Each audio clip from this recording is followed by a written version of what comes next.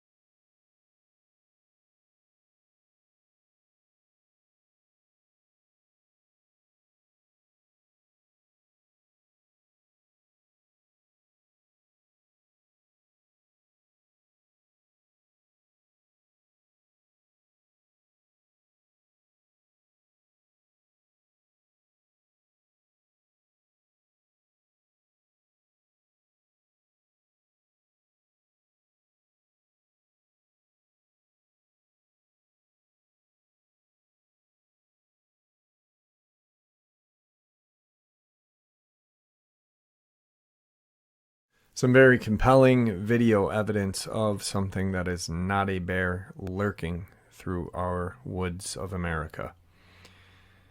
Now, you guys may be seeing this picture in front of you and saying, whoa, I just saw a video about this. CCTV or trail cam of these feet of a Dogman. Well, that was supposedly recently taken.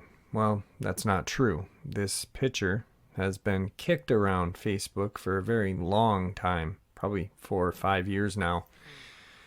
And it's very interesting looking, but you need to know the background of it. It's actually from a special effects artist in a movie, another non-American movie that it was created by the same special effects artist that created the breathing dead dog man video that people, flocked to and called 100% without even looking into the video. It's not the special effect artist's fault that this is going around. It's a certain channel, which I'm not going to even call out the name of the channel because it's not worth it, and I don't like calling out channels, but I will call BS when I see it. People are being fooled, and I really think that people, when they see things like this, really need to look into it. Do a reverse Google search. Use a VPN and look at different countries' internet and Google Dogman. But use a VPN so you can access different regions, because you really won't find anything that hasn't been talked about 1.5 million times by the 7,000 Dogman channels out there now that really just repeat the same information over and over again. So that's why I'm sharing this with you guys, this picture right now. Don't fall victim to lies. Moving on. Now, this next photo is actually a photo of what I believe to be a white Dogman.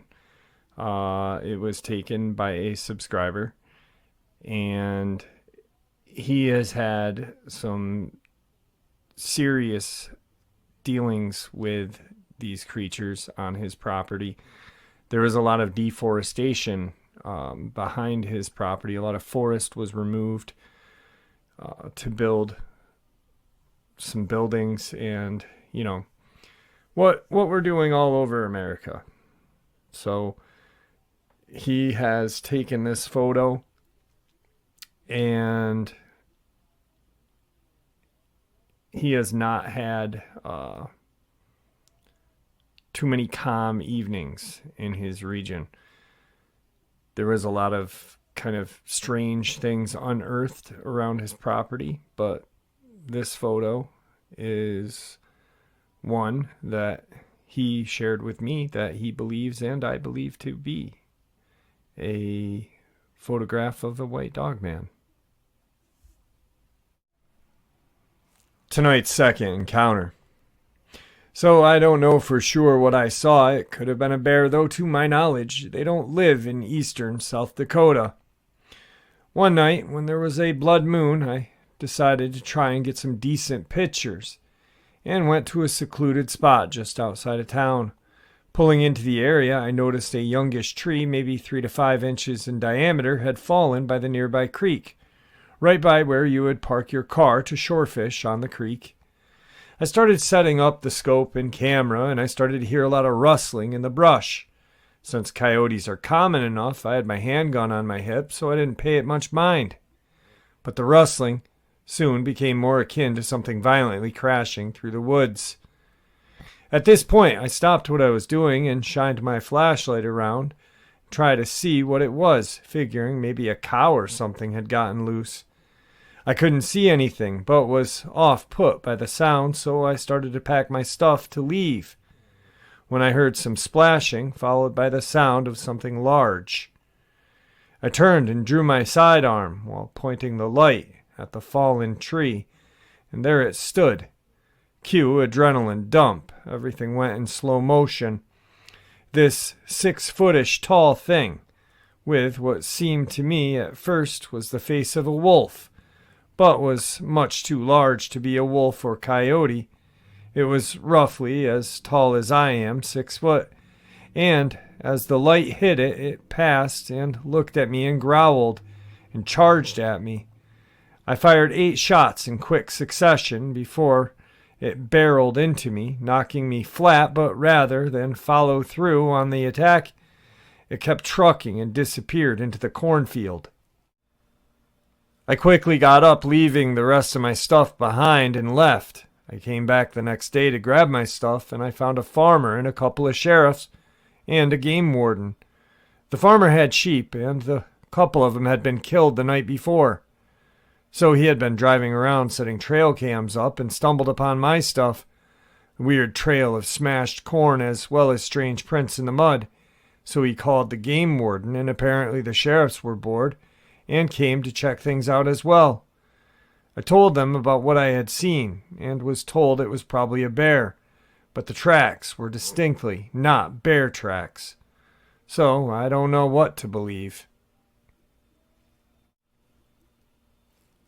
Alright guys, so the next video clip is probably one of the best video clips I've ever seen of a Sasquatch taken on the 4th of July back in 2013.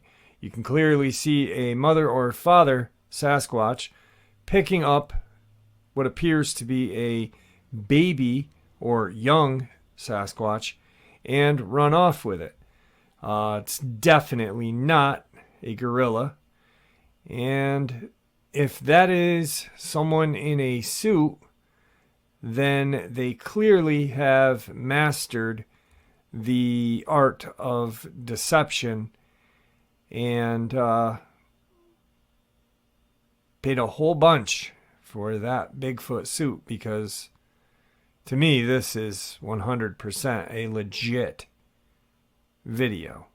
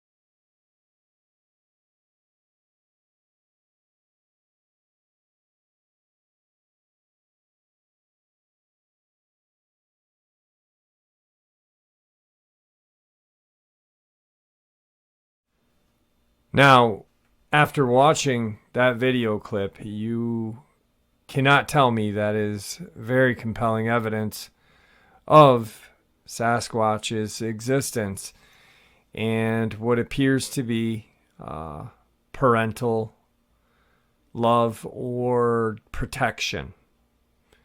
Very interesting video footage. Now, the two photos that you are going to see here momentarily were taken by a subscriber out of Kentucky and friend of the channel, Paul Chafin. Researcher goes out in the depths of Kentucky searching for these creatures and has had more than one run-in with them. Very good guy. Interviewed him before on the channel, and just one heck of a guy going out in the woods with his camera, trying to make video and photo evidence of these creatures. So here are those two photos. Check them out.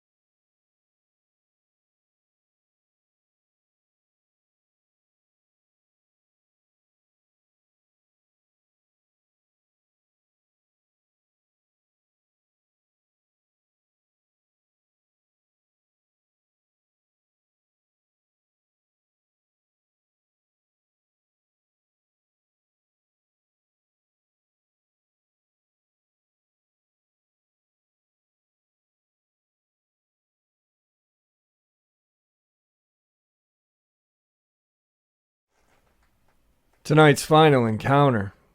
This incident took place in 1917 to my parental grandmother and members of her family. She was 18 at the time, and the family lived somewhere near Sulphur River Bottom in East Texas, southwest of Texarkana.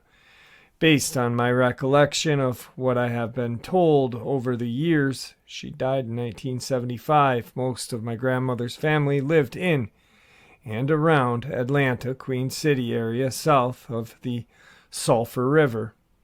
At the time in question, she and her immediate family were living in a farmhouse somewhere west of Queen City and south of Sulphur River, where Lake Wright-Patman is today.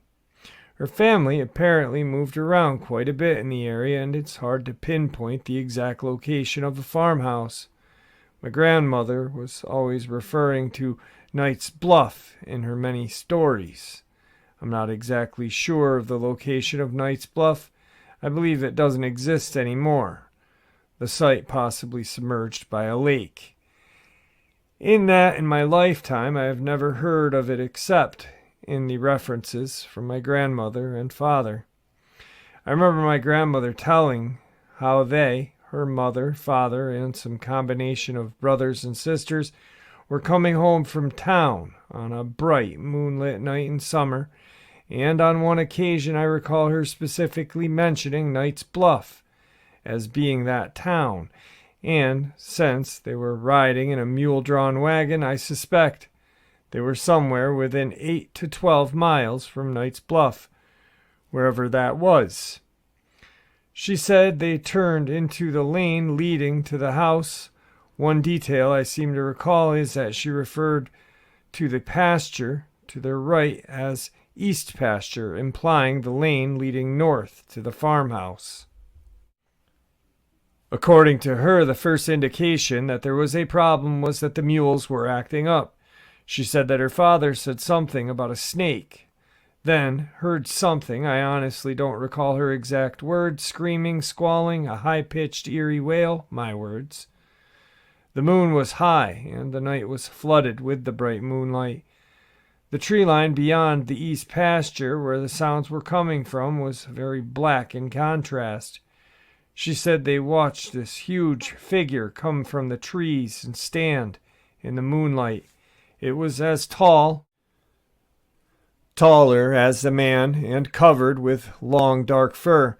I do remember that my grandmother said it stood absolutely erect and slowly started walking toward them like a man, not slouched like an ape.